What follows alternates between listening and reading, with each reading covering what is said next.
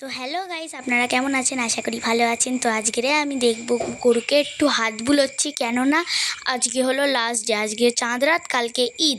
এবারে কালকে গরু জবাই, মানে এই গরুটা জবাই হতেও পারে বা নাও হতে পারে। ওইদিকে আছে সাদা গরুটা, ওই সাদা গরুটা কালকে জবাই হবে।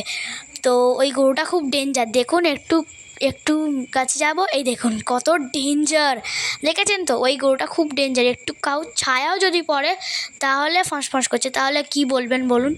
এবারে একটু যাবো, এবারে কিচ্ছু বলবেন না, একটু শান্ত হয়ে থাকবে। যেই একটু কাছে, আর একটু কাছে যাবো, একদম রেডি হয়ে গুঁতোতে আসবে। এখন কিছু করে না।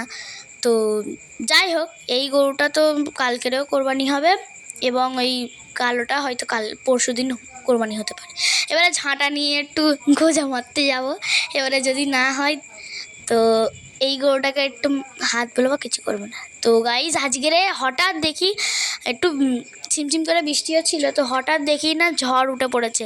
দেখুন কত জোরে হাওয়া হচ্ছে, কি ঠান্ডা ঠান্ডা হাওয়া। সত্যি এই ঠান্ডা হাওয়াগুলো কি সুন্দর, খুব সুন্দর। আল্লাহ মানে এসির হাওয়ার থেকেও ঠান্ডা হাওয়া। তো এই গাছপালাগুলো নড়ছে, তাই জন্য আপনাদের দেখাচ্ছি। আপনারা মনে করবেন হয়তো হয় না, দেখুন নড়ছে, এই গাছপালাগুলো নড়ছে দেখুন।